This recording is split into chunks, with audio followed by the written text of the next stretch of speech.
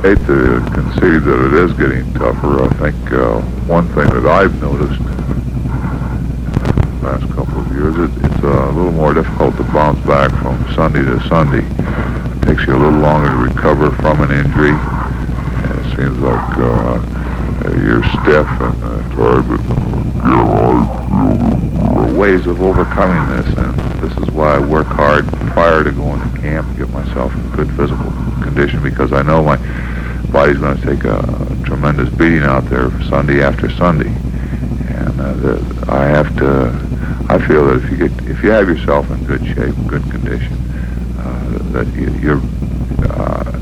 you'll be able to keep up with the competition.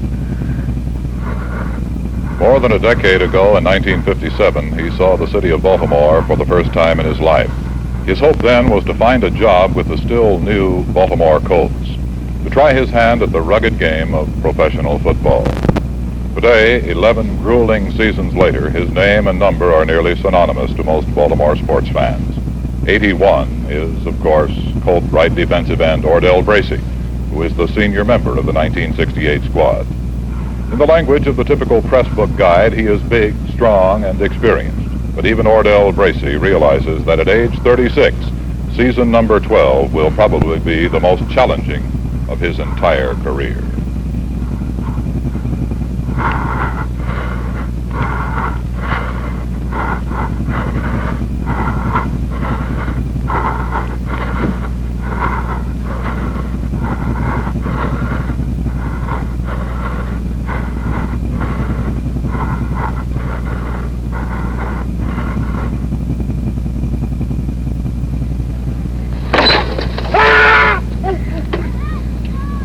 Hit in the middle, John. Come on, Rep. Oh, all right, okay. Come on, Glenn, hit him. Get used to him. I don't know where to go, Dimple. All right, good. Okay, Bob, way to go, babe. All right. To the uninitiated, the picture seems to be one of almost total confusion. The scene is the campus of Western Maryland College in Westminster. The time, July 1968. The participants, some 70 veterans and rookies who hope to be on the final roster of 40 players representing Baltimore in the National Football League. Because so much has to be accomplished between mid-July and early September when the season begins, every minute of the twice-a-day practice session is put to good use. The field is often crisscrossed with separate groups of players working on various aspects of offense, defense, or physical conditioning. The result may seem to be mass confusion, but the camp run by head coach Don Shula and his aides is methodical and efficient.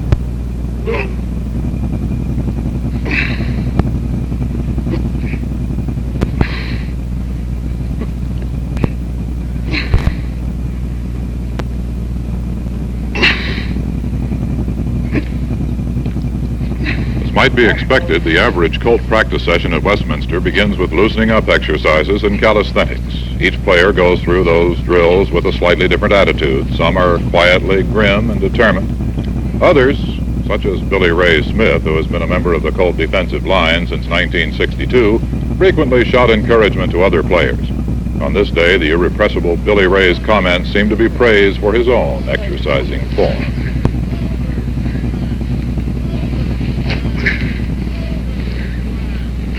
What's in motion, baby? For some, the exercises may be difficult. But for the veteran Ordell Braase, the first practice session at Westminster is but another step in a conditioning process that began more than 6 weeks before the opening of camp. The recipe was simple. Run, run, and more run. Janice Braase, whose kitchen recipes helped ease the pain of pre-camp conditioning.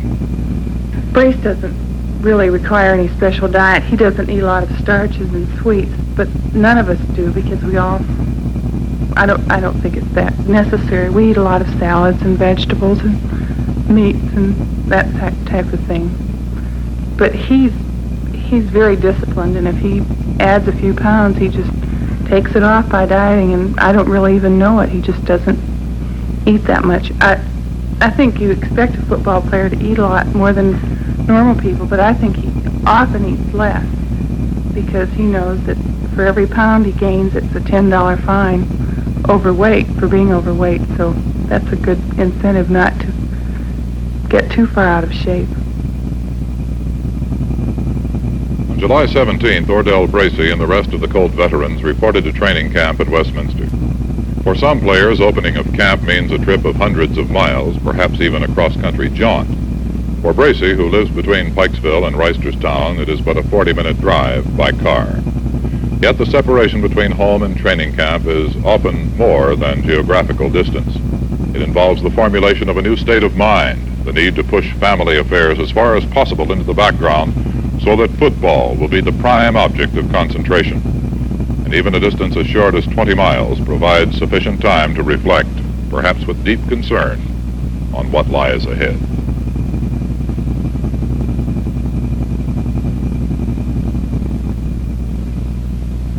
This drive up to camp, you really have two things on your mind. You've thought about the past season and what the team did and what you did yourself, and you're looking forward to the coming season. Of course, it's hard to predict. You know there are going to be many changes, many unpredictable things are going to happen. I guess this is what makes the game real interesting. Also think about a lot of the ball players who were with the team last year and who are not with the team. We have ball players like Lenny Moore, Jim Parker, Ray Berry that have really been with the team and real standouts with the team for a number of years. And of course, this is going to be the first year the Colts have been without them for, 12 years almost on some of them. So you know that one of those years, or one of these years, you go up here that it's going to be your last year, and you're not going to be making this trip. One of the first things to greet the newly arriving player is the ever-present scale, that abominable machine that dares to predict how difficult training camp is likely to be. Unlike some others, Billy Ray Smith refuses to be awed by the weighing-in ritual.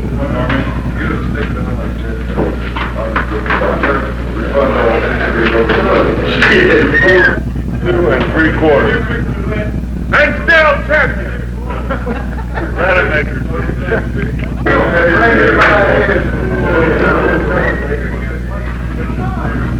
The coach assigns weights to every ball player. My weight happens to be 245 pounds, and this weight is checked every week, weigh-in day. And of course, this is quite a ritual that they have over there. The ball player the night before, for the ball players who may be a little overweight, they're in the steam room trying to sweat off a few pounds, or maybe dieting, or many other different ways.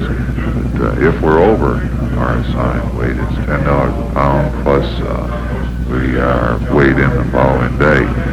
And I think some of the real funny stories in camp are more or less around the weigh-ins. I know Jim Parker was probably one of the biggest characters, and probably had one of the biggest problems with weights. And it was really a circus just to watch Jim weigh in, because he took everything off his false teeth, everything he could possibly get to make those weigh-ins. And there were a few times that he didn't make them. When the 1968 figures are totaled, the weigh-in turns out to be a success. Only a few players are above their assigned weights. Running back Tom Matty is among those who are especially happy to have beaten the infernal machine.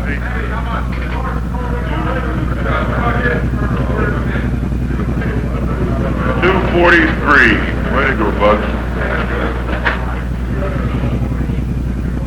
Although a great deal of emphasis is placed on pounds of excess weight, head coach Don Shula is not unhappy at the sight of Bubba Smith, the heaviest player in camp. At 290 pounds, Bubba is also one of the fastest players on the defensive team.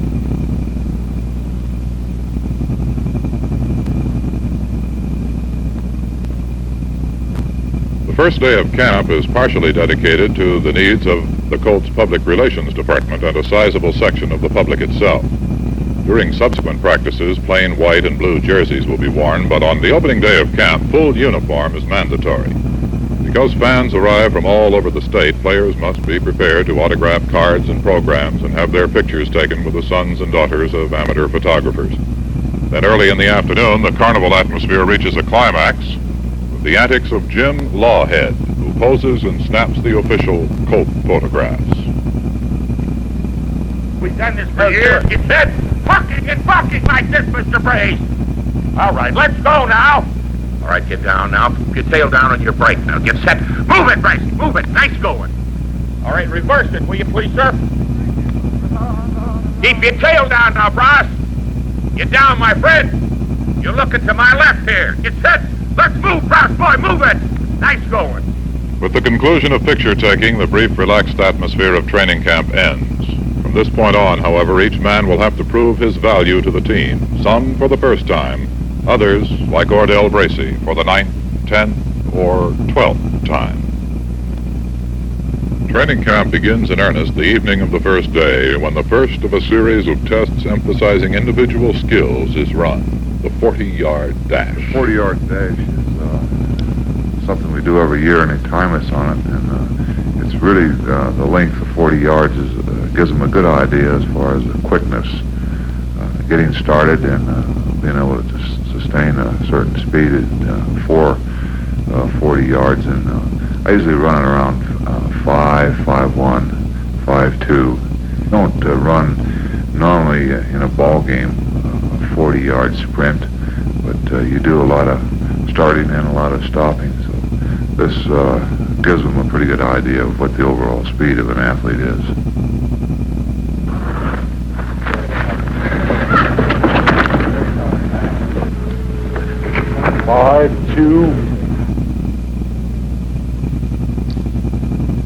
So they drill the agility where we set up the hurdles. This is taking cuts and turns and gain this quick acceleration for speed. The type of action that you really have on a football field, because it isn't a lot of straight out action. Some people that might be able to run very fast straight away and do very well in a 40-yard dash have difficulty with a hurdle drill.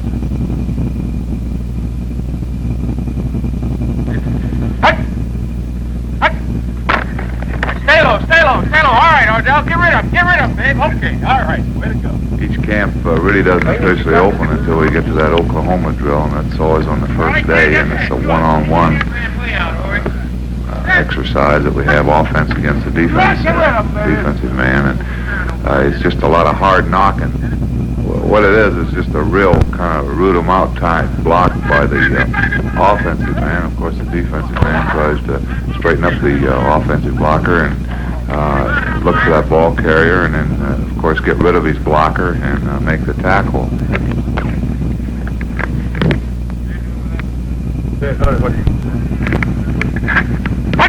All right, stay low. All right, get rid of Ordell. All right. Following completion of the individual trials, work begins in earnest on defensive and offensive team drills. These sessions, which feature only light contact, are a constant reminder of how important the mental process is in pro football. In every situation, a man must react according to the experience he has gained from thousands of previous plays. When I tried out for the team in 1957, which is my rookie year, I really wasn't that optimistic in making the ball. I felt that I'd just give it a real good try, do the best I could, and if I didn't make it with the Colts, the possibility of getting picked up by another ball club. It's rather frustrating when you come in as a rookie because it's an entirely different type of a game, and you're trying to develop different moves. Also, at the same time, they throw a great deal at you. It's different. I remember the first time I got trapped in a ball game, I didn't even see the blocker coming. And when I go back and think about the first, say, 3-4 years in the league, I don't think I'd really care to repeat them. Training Camp 1968 is one of the hottest on record, with temperatures remaining in the 90s most of the day. Such weather soon tries both the enthusiasm of the rookie and the endurance of the veteran. At 36, you can't afford to make mistakes, and I think this is one of the real challenges that I have here. A lot of times things are such as getting tired, injuries, and that. This is all related to age. And I'd like to play a few years more, and I know that in order to stay around that I'm going to have to play good football, and I guess this is the big challenge that I have. He's still my idol. I remember seeing those Korean War pictures with Brace in them. David, I remember the first time you played against Jim Parker. The camp is not all grind. Between drills, there is time for a kind of relaxation that is reminiscent of college days, the bull session. Something that is unique on the Colts is a camaraderie that you have, and this is essential for a good ball club. We've had it for a number of years. Again, I think it adds a lot to the pleasure of playing with the club. He's coming.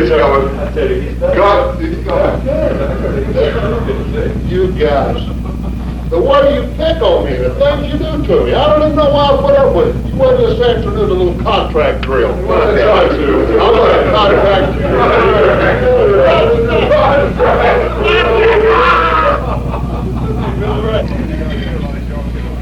There's a great deal of kidding that goes on at the training table and also in the training room, and a player has to have a rather thick skin to survive a lot of this kidding. And of course, it goes both ways.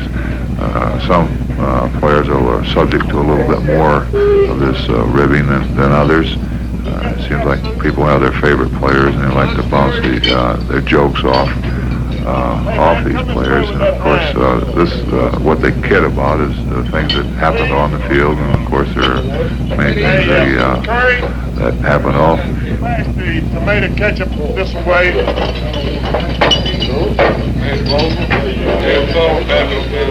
Hey, little ain't mustard up there. I say, gentlemen, it was quite hot out there this morning, don't you think so? My. If that heat gets any worse, I may just collapse. By the time camp is but 3 or 4 days old, a routine has been established which all but eradicates thoughts of home and employment off the football field.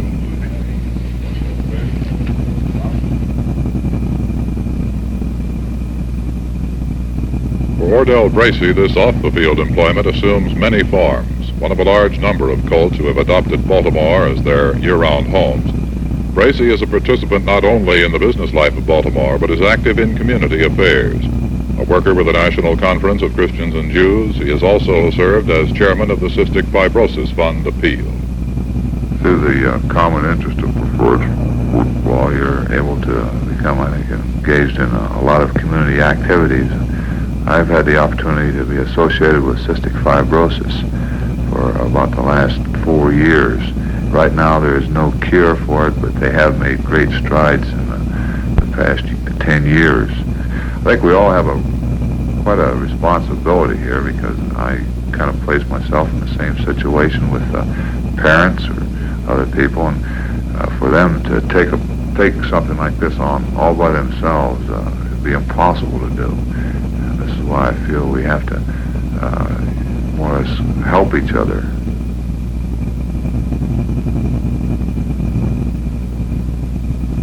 Another portion of Ordell's time is taken up by television, on which he joins me here on Channel 2 for a weekly sportscast.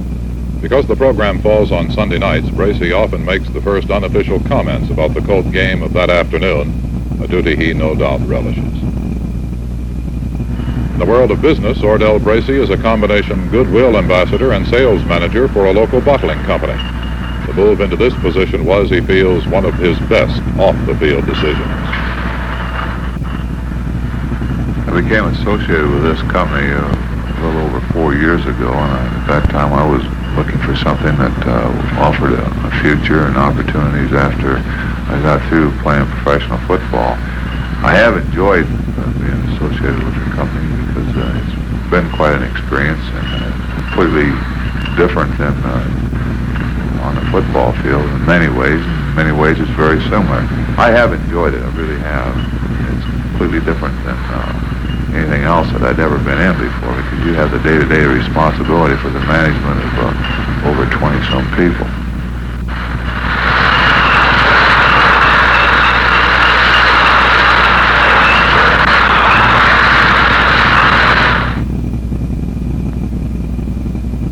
But the management of more than 60 people is the primary concern of Colt head coach Don Shula during the hot days of July and August.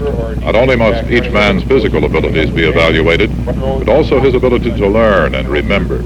As a result, much time is spent indoors in a large room which serves as a place to screen game films, diagram plays, and make miscellaneous announcements to the players.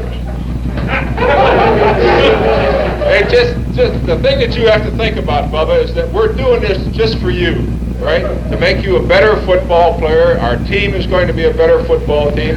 Everybody else has been coming up saying how much they like these gassers because they know that Ordell came up to me the other day and said that he wants more gassers because he knows that him being an old man, 36 years old, that this is going to get him by that fourth quarter.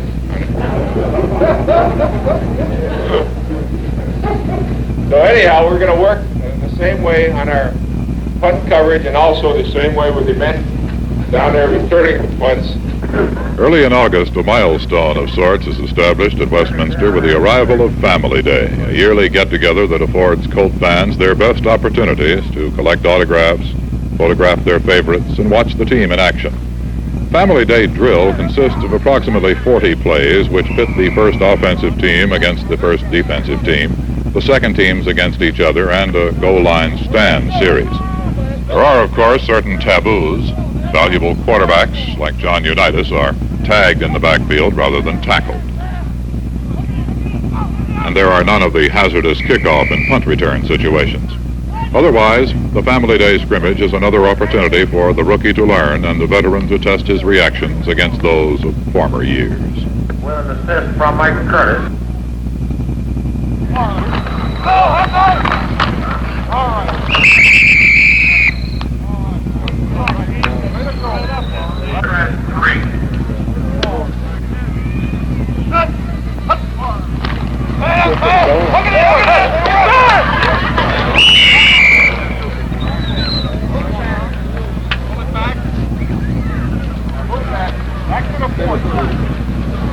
All right, next group, that's 15 plays. Because a real pro never stops learning, even an intra-squad game provides the opportunity for comparing notes with fellow members of the defensive team. The first pass he completed was beautiful. Right over. Right mind. Yeah, right back. Yeah. So let's get on the ball, will you? Huh? Well, you hold out. I've been watching you. You think I haven't? I've been watching you. Either you get out of there or do something, I'm going to get Andy in. I had the greatest day I've ever had. You're not even looking for it. All right. But the answer to whether Ordell Braase has met the challenge of another year cannot be found at a Family Day scrimmage. For that, he must wait until the faces across the line belong to the enemy, another NFL team. August 16, 1968. To a chorus of boos from the hometown Washington fans, the Baltimore Colts begin their third preseason game of the year. For the entire Colt team, as well as Ordell Braase, the game emerges as a legitimate challenge and test of ability, for it is obvious from the opening kickoff that the Redskins are up. Since 1959, no Washington team has beaten the Colts in either regular or preseason play. The nation of the Redskins is eager and angry. After the game, head coach Don Shula describes it as one of the hardest-hitting matches he has ever seen. Early in the first quarter, number 81, Ordell Braase, and the rest of the Colt defensive team find that Redskin quarterback Harry Theophilides is a scrambler of the Fran Tarkenton school. Waiting for the first rush to overrun him, Theophilides twists downfield to put the Redskins in scoring position.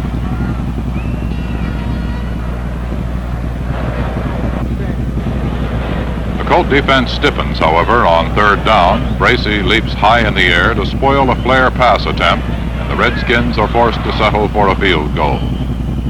Score, Redskins 3, Colts nothing. Brief moments later, the defense is again challenged. A fumble by the offensive team gives the Redskins the ball in Colt territory. With hardly a chance to catch a breather, the defense returns to work. Once again, the Redskins are stopped short. And again, Charlie Gogolak, Washington's soccer-style kicker, splits the uprights. Redskins 6, Colts nothing. By the middle of the second quarter, putting some points on the scoreboard becomes a major concern for the Colts, and Ordell Braase has but one thought: rush the quarterback. The rush is perfection. The Redskins recover the fumble caused by the Colt defensive line, but not before the ball reaches the end zone. The result is a safety and points on the scoreboard, put there by the defense.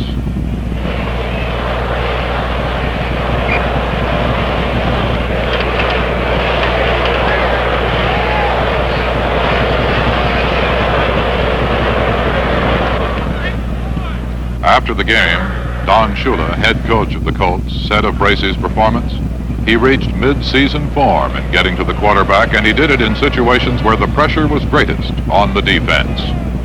Thus, Ordell Braase receives his first solid indication that he has successfully met the challenge of another year.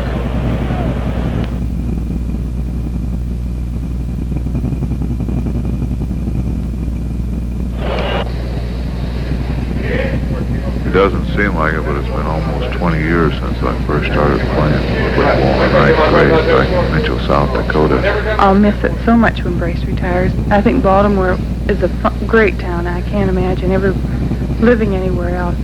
I consider myself extremely fortunate to have been associated with the Baltimore Colts and National Football League football for the past 11 years and hopefully a few more. I remember hearing a news reporter saying the other day that being a Colt in Baltimore is just the greatest thing anybody could be, and I really agree.